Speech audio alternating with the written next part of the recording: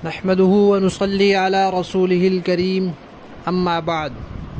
ترجمے والے قرآن پاک کا صفحہ نمبر 824، 22واں پارہ، سورہ یاسین، دوسرا رکوع، آیت نمبر 16 تا 19۔ اعوذ باللہ من الشیطان الرجیم، بسم اللہ الرحمن الرحیم۔ قالوا ربنا يعلم إنا إليكم لمرسلون وما علينا إلا البلاغ المبين۔ قالوا إنا تطيرنا بكم لئن لم تنتهوا لنرجمنكم وليمسنكم منا عذاب أليم۔ قالوا طائركم معكم أئن ذكرتم بل أنتم قوم مسرفون۔ صدق اللہ العظیم۔ پچھلی آیات میں اس رکوع کے شروع سے اس بات کا تذکرہ آیا ہے کہ کسی بستی والوں کے پاس اللہ تعالیٰ نے 2 پیغمبر بھیجے، انہوں نے جھٹلا دیا۔ اللہ تعالیٰ نے پھر تیسروں کو بھیجا اور تینوں نے ان سے کہا کہ ہم اللہ کے بھیجے ہوئے ہیں، یا بعض تفسیروں کے مطابق کسی پیغمبر نے اپنے قاصد بھیجے، تو انہوں نے کہا کہ بھئی آپ تو ہمارے جیسے انسان ہیں، اللہ تعالیٰ نے تو کبھی کوئی چیز نازل ہی نہیں کی، نعوذ باللہ آپ جھوٹ بولتے ہیں۔ تو اس کے جواب میں ان پیغمبروں نے کیا فرمایا، اب اس کا تذکرہ آ رہا ہے۔ اللہ تعالیٰ فرماتے ہیں انہوں نے کہا کہ ہم یہ کہہ رہے ہیں کہ ہم اللہ کے بھیجے ہوئے ہیں، اور اللہ تعالیٰ جب کسی پیغمبر کو بھیجتے ہیں تو ان کو کچھ نشانیاں دیتے ہیں، کچھ معجزات دیتے ہیں تاکہ لوگوں کو یقین ہو جائے۔ تو انہوں نے کہا دیکھو اللہ جانتا ہے جو کچھ ہم کہہ رہے ہیں، اگر ہم جھوٹ بول رہے ہیں، خام خواہ کہہ رہے ہیں کہ اللہ نے ہمیں بھیجا ہے، ہم اللہ کے بھیجے ہوئے ہیں، تو پھر اللہ تعالیٰ ہماری بات نہیں چلنے دیں گے۔ ہم اگر کوئی معجزہ دکھاتے ہیں تو وہ نہیں دکھا سکیں گے، اور اگر ہم دکھا رہے ہیں اور اس میں ہم کامیاب ہو رہے ہیں تو اس کا مطلب ہے کہ پھر ہم جھوٹ نہیں بول رہے، ورنہ اللہ تعالیٰ اپنے نام پر کسی کے جھوٹ کو اس طرح چلنے نہیں دیتے۔ پھر انہوں نے کہا کہ دیکھو جو داعی ہوتا ہے، دین کی دعوت دینے والا ہوتا ہے، دین کا پیغام پہنچانے والا ہوتا ہے، چاہے وہ نبی ہو یا نبی کا کوئی امتی ہو، اس کا کام صرف اور صرف بات پہنچا دینا ہوتا ہے، اس کے ذمے بات منوانا نہیں ہوتا، صرف پہنچانا ہوتا ہے۔ لہذا ہمارے ذمے بھی بات پہنچانا ہے۔ ہم نے جب تم تک بات پہنچا دی، ہم الحمدللہ کامیاب ہو گئے، ہمیں جس مقصد کے لیے بھیجا گیا تھا وہ مقصد پورا ہو گیا، اب تم مانو یا نہ مانو وہ تمہارا کام ہے۔ اچھا پھر کیا ہوا؟ جب یہ انبیاء وہاں گئے یا یہ انبیاء کے قاصد وہاں گئے تو اتفاق سے وہاں بارشیں بند ہو گئی اور قحط آ گیا، پھلوں کی پیداوار کی ہر چیز کی کمی ہو گئی، اور لوگوں کے آپس میں لڑائی جھگڑے بڑھ گئے، اختلافات ہو گئے۔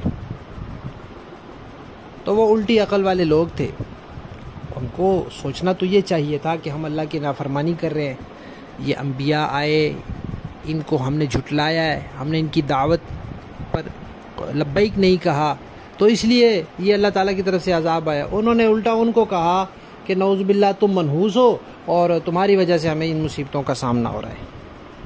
پھر انہوں نے ان کو دھمکی دی، بستی والوں نے ان کو دھمکی دی اور کہا کہ تم باز آ جاؤ، یہ جو تم باتیں کر رہے ہو اس سے باز آ جاؤ، ورنہ ہم تمہیں سخت سزا دیں گے اور اس کے بعد پتھر مار مار کے تمہیں ختم کر دیں گے۔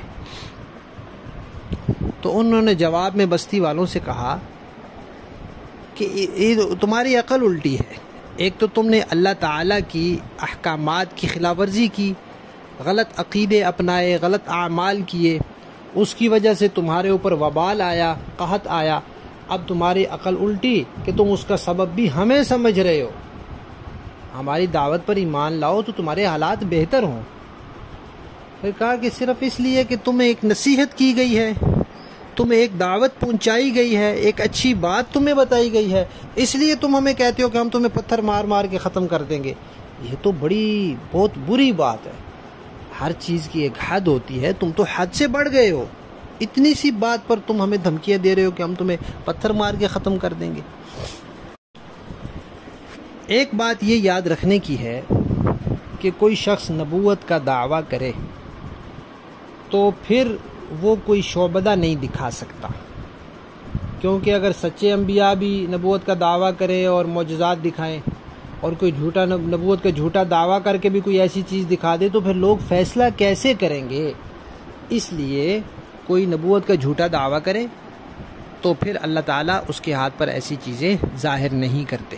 البتہ قیامت کے قریب دجال آئے گا، وہ خدائی کا دعویٰ کرے گا تو وہ کچھ اس طرح کی چیزیں دکھائے گا، کیونکہ اس نے آنا ہے اور اس کے ہاتھ پہ ایسی چیزیں ظاہر ہونی ہیں، اس لیے اللہ کے نبی نے اس کے بارے میں پہلے سے ہی بتا دیا۔ دوسری بات آج کے سبق کے حوالے سے یہ ہے کہ یہاں لفظ آیا ہے تطیرنا۔ طائر عربی میں کہتے ہیں پرندے کو، تطیر کہتے ہیں پرندے کو اڑانا۔ تو جاہلیت کے زمانے میں لوگوں کا یہ طریقہ ہوتا تھا کہ وہ کوئی کام کرنا ہے، انہوں نے کوئی سفر کرنا ہے، کوئی اہم کام کرنا ہے، تو وہ کہتے تھے اب پتہ نہیں یہ کام اچھا ہوگا یا نہیں ہوگا، تو انہوں نے اس کے لیے ایک طریقہ نکالا ہوا تھا کہ دیکھتے کوئی پرندہ بیٹھا ہے اس کو اڑاتے پتھر مار کے یا ویسے۔ اب ظاہر بات ہے پرندے کو جب اڑائیں گے تو اس بیچارے نے اڑنا ہے، وہاں سے بھاگنا ہے۔ اب اگر وہ دائیں کو اڑ جاتا تو کہتے اچھا ہاں یہ تو کام ٹھیک ہو جائے گا میرا، مجھے یہ کام کرنا چاہیے۔ اگر وہ بائیں طرف اڑ جاتا تو کہتے نہیں نہیں نہیں یہ تو بائیں طرف اڑا ہے، یہ کام نہیں کرنا چاہیے مجھے۔ تو ایسے ہی انہوں نے جاہلانہ ایک طریقہ بنایا ہوا تھا، تو اس کی وجہ سے وہ کام کو سمجھتے تھے کہ یہ کام برکت والا ہوگا یا یہ نحوست والا ہوگا، تو پھر یہ لفظ نحوست کے لیے استعمال ہونے لگ گیا۔ تو انہوں نے کہا تطیرنا بکم، ہم تمہیں منحوس سمجھتے ہیں۔ باقی آج کل ہمارے ہاں بھی کچھ اس طرح کی باتیں لوگوں میں مشہور ہیں کہ کوا بیٹھ جائے تو مہمان آئیں گے، کالی بلی راستے سے گزر جائے تو یہ ہو جائے گا۔ یہ خام خواہ لوگوں کے توہمات ہیں۔ اس کی تفصیل ہم نے سفر المظفر کورس میں ذکر کی ہے، جو انشاءاللہ سفر کے مہینے میں منعقد ہوگا، پہلے بھی ہوتا ہے آئندہ بھی ہوگا، اس میں اس کی تفصیلات آئیں گی۔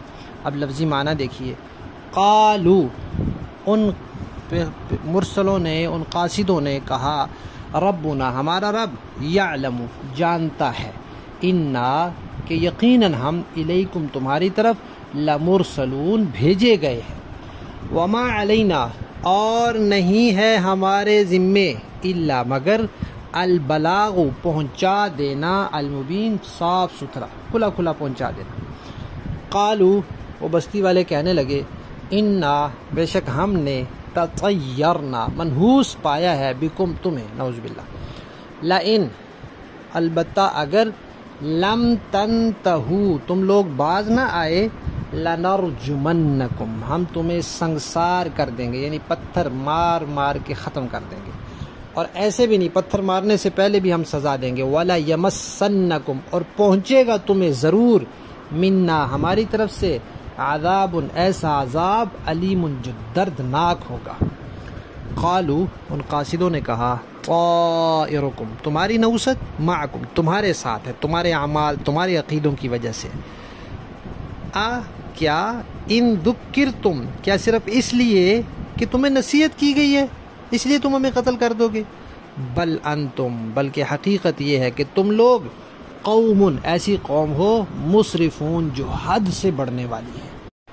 با محاورہ دیکھیں جی، قالوا ربنا يعلم انا الیکم لمرسلون، ان رسولوں نے کہا کہ ہمارا پروردگار خوب جانتا ہے کہ ہمیں واقعی تمہارے پاس رسول بنا کر بھیجا گیا ہے، وما علینا الا البلاغ المبین، اور ہماری ذمہ داری اس سے زیادہ نہیں ہے کہ صاف صاف پیغام پہنچا دیں، قالوا إنا تطيرنا بكم لئن لم تنتهوا لنرجمنكم وليمسنكم منا عذاب أليم۔